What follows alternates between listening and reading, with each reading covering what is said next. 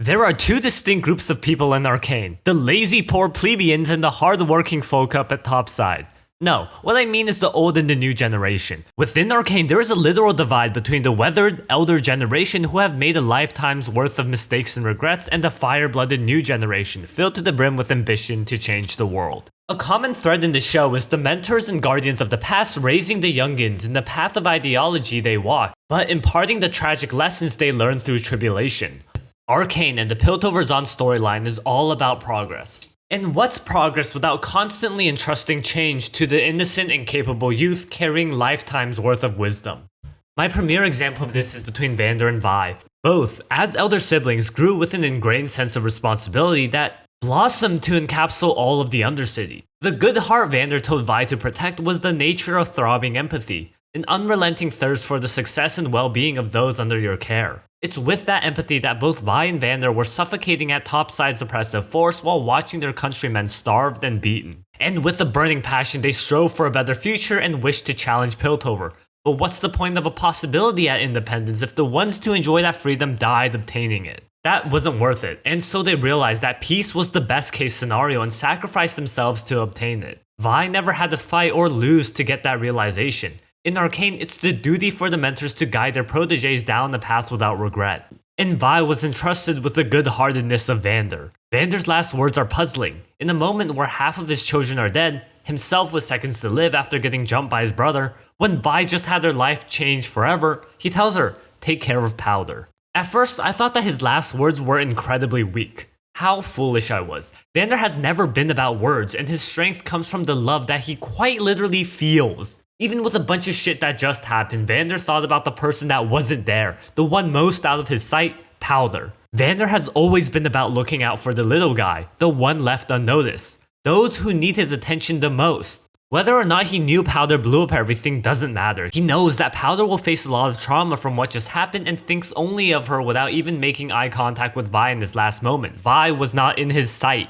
Vander's personal biggest regret in life was assuming that his brother was far too gone and gave up on him. A mistake he died to instruct Vi against.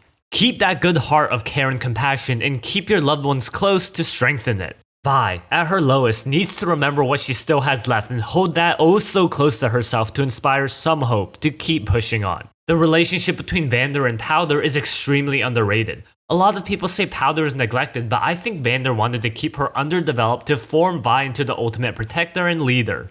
In time, Powder will be just as accomplished, and that feeling just went unstated. Vander does a lot of communication through feeling, through empathy. When Vi thought she was giving her last talk to Powder before turning herself in, Powder subconsciously felt like something was wrong and moped into the last straw. Without any dialogue, Vander immediately preps her a drink and appreciates the small things in life as he smiles gleefully at his found family, even in such an unstable period for Zahn. And he senses something is wrong and picks up the rabbit as he instantly pieces together what Vi has done and rushes to interrupt her decision. Vander loved his kids and he loved the Undercity, and through that compassion he understood every crevice of the lanes. And that's the lesson he died imparting onto Vi.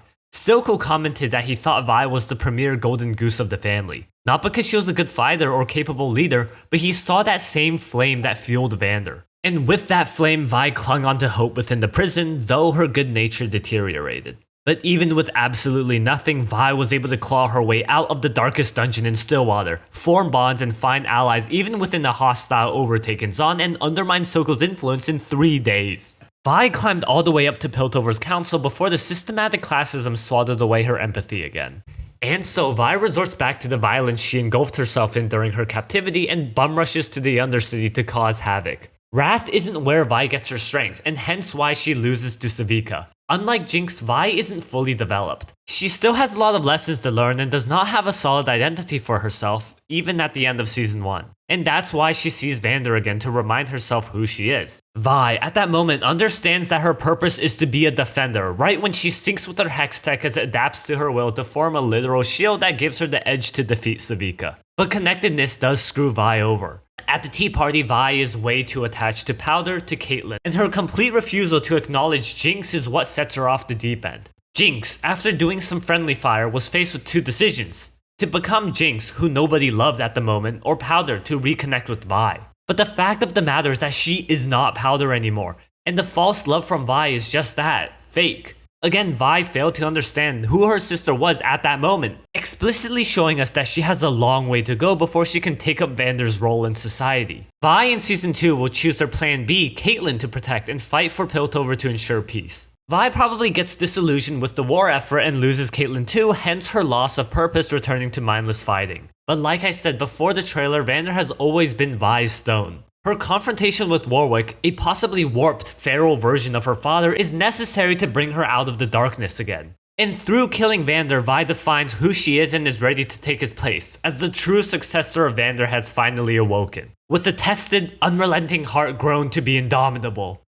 Now, I mentioned earlier that Jinx is a completed, perfect character. As of Season 1, Jinx is the most sure of her identity thanks in large part to Silco. Much like Vander brought up Vi to be just like him, it's a similar story for Silco. This is quite literally one of the clearest parallels in the show, the two sisters and the two brothers. But a large part of Vi and Jinx's conflict is not inherited. The differences that caused Vander and Silco to drift apart had no hand in forming the relationship between Vi and Jinx. Vi created Jinx before leaving her, and created her again for not loving Jinx. Sure, you can argue that Silco helped make Jinx hate her sister for abandoning her, but Jinx clearly states how that wasn't the case and always held out hope. The state of Jinx and Vi today had nothing to do with their parents, and they arrived at the status quo through those decisions. Silco had the largest role in nurturing the Jinx side of her, however, to become the true manifestation of Zaun he cherished to lead Zaun into true independence. The fact is clear, as when Jinx realized who she is, being Jinx, she went against her personal interests and shot a rocket at Piltover. But it was what Zaun needed at the moment, and Jinx is the incarnation of their wrath. Silco is all about two things: developing the inner monster that is willing to do anything, and understanding that violence is necessary for change. For Powder, she was emotional, caring about her inventions, family, and sister. But as Jinx, she was ruthless, emotionless, and highly capable in battle. Silco groomed an ultimate killer, and it's only when Powder peeks her head out when Jinx fumbles.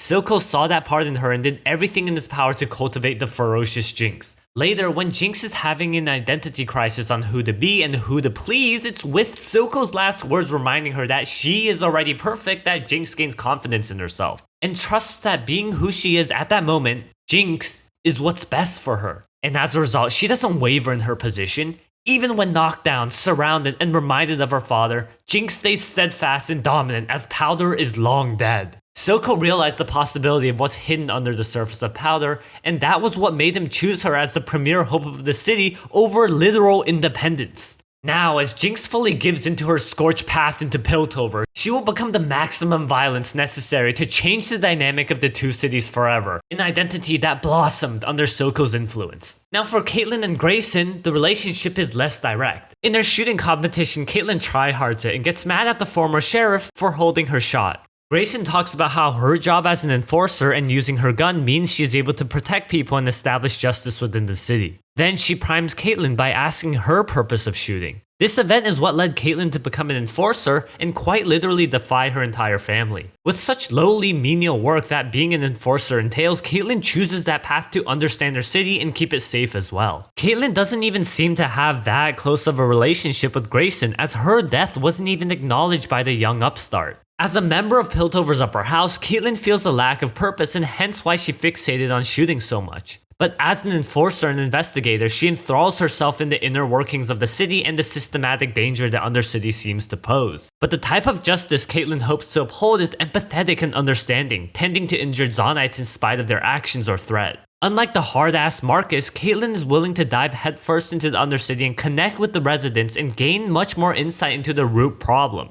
It's easy to overlook how good of an investigator Caitlyn is. From just ceremonial position, she was able to deduce the existence of an Undercity crime lord that Marcus was actively hiding. Then she figures out the existence of a terrorist known as Jinx and pieces together the name and the face after getting just a glimpse of her. I really hope we get a better look into her deductive talents in Season 2, as there's a big mystery to solve and pieces aren't spoon-fed to us like in Season 1 because Caitlyn's intelligence is extremely underrated. But after her Undercity journey, she pleads to the council for some change to happen just to be met with the harsh reality of the impotent council. At the tea party, she watches as Jinx is about to kill her mother and there's nothing she can do about it. Season 2 is going to be a big test of character for her since her desire for vengeance will shroud her ideals. The choice of justice is literally ingrained within her new Hextech rifle, with 2 barrels for bullets and nets. What are you shooting for? As season 2 progresses, she will choose lethality more and more until she has her awakening point after doing something horrible that will set her back on the path of true justice.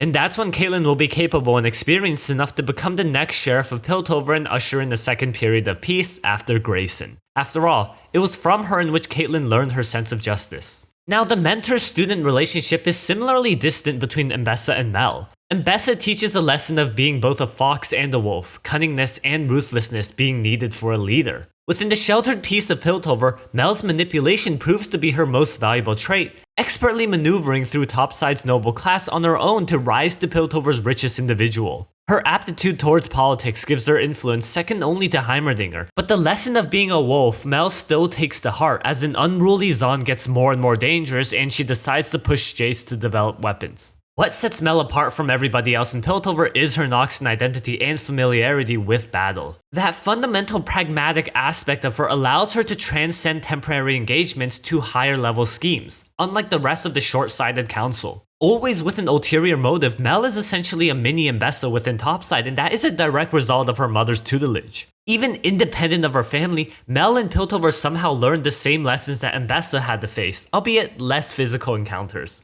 As such, Mel is extremely strong-willed and capable, as when her mother comes back they instantly clash.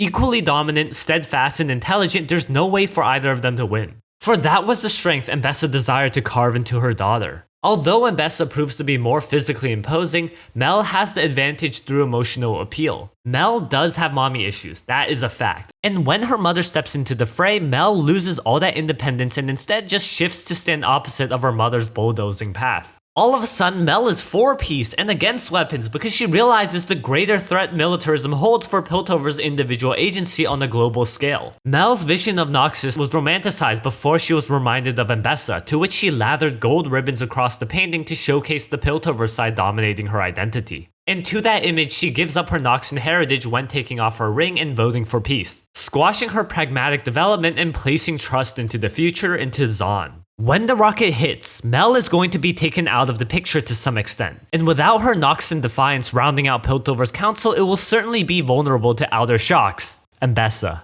Victor and Singe is another extremely underrated mentorship. As a child, Victor couldn't find any other children to play with on account of his disability, and the mad scientist bonded with him as kindred gifted minds. But Singe didn't really teach him much, more so feeding Victor's empathy as the boy helped care for his salamander. But when watching the half-dead, tortured cadaver of the dying Rico, Victor, in disgust, left as Singe stood there disappointed in Victor's moral tether. It wasn't until Victor developed a chronic condition and failed getting the hex core to function to cure his illness that Victor came back to Singe. I understand now, Victor states, as he always knew the importance of morality, but this time thirsted for progress even more. Singed is not a good person, nor is he that good of an influence. He scorned Heimerdinger for his prioritization of public image and ethics. That was the test he gave Victor, to which he failed as he wasn't willing to accept the dark avenue of development. And thus, Singe didn't see anything in him anymore until he came back. Driven to desperation, Victor understood the role Singe played in the shadows, as progress must be cherished above all else. This is the start of the ends justify the means mindset that Victor will inherit.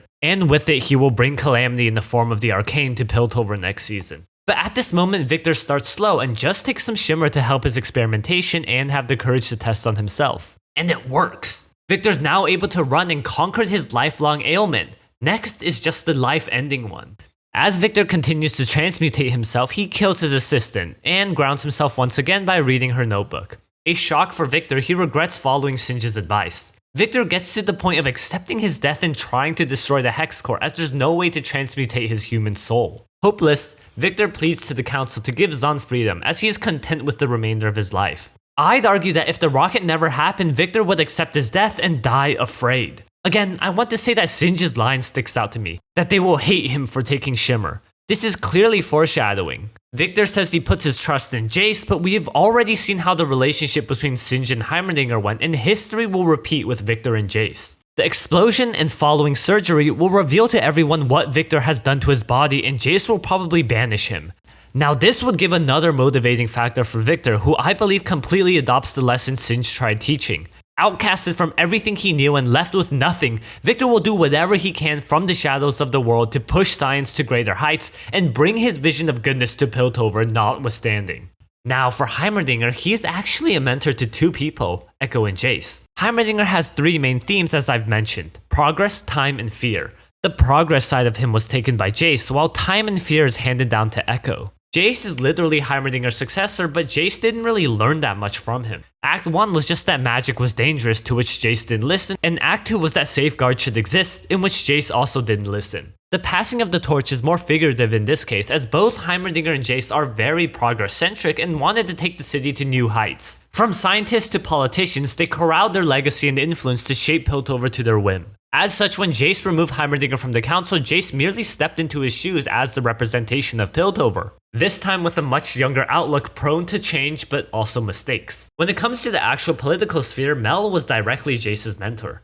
On that front, she told him the basics of manipulation and politics, but less her knocks and pragmatism. In my eyes, I don't see any deeper significance to their relationship other than giving Jace a means to become head of the council, but I'll touch more about that later. As for Echo, once Heimerdinger was stripped of his Piltover influence and progress mindset, he was just left with fear and the warped perception of time. Now, when he meets Echo, he learns about living in the moment and the two start bonding. But in all sense, Echo is not the mentor in this relationship. Congruent with the messaging of mentors, I think Heimerdinger will unfortunately pass on his paranoia and distorted perspective to Echo. Echo is most likely going to get time travel next season, which will regress his character. I say that because Echo currently lives without regrets or fears and just does his best in the moment, except for that one time with Jinx, but we don't talk about that. There is no internal conflict for Echo for 99% of Arcane. Once he gets time travel, specifically his rewind ability, he will be fixated on preventing mistakes and living in the past, and it will put a huge burden on him. Sad to see the world on my baby boy's shoulder, but Echo is obsessed with fixing things.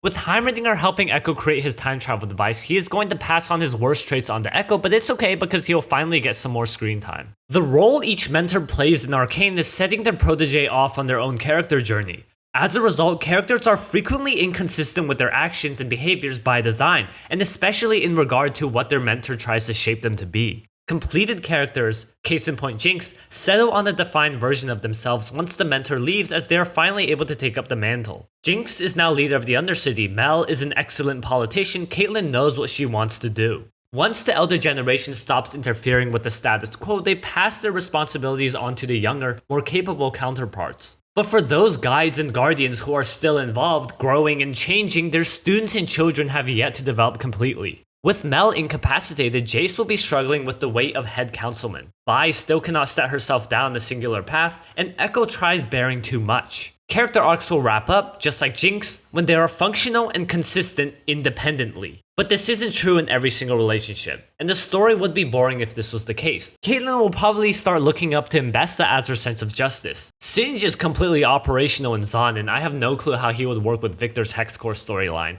And Mbessa coming into Piltover is intentional as an antagonist to show why the old generation does not have its place in the story. But eventually, these elder figures will fade out and the Piltover Zaun storyline starts looking towards the future as characters become fully developed. I'm guessing Mel recovers and leaves Piltover, leaving Jace to be completely capable as the new head of Piltover. Vi kills Warwick to establish her identity and place in the city as the new Vander. Mbessa gets ousted for Caitlyn and Jace to become compassionate again. And Heimerdinger dies. The story of Arcane is about how the new generation, who learn from the mistakes and lessons of their masters, define themselves to maintain the sense of progress.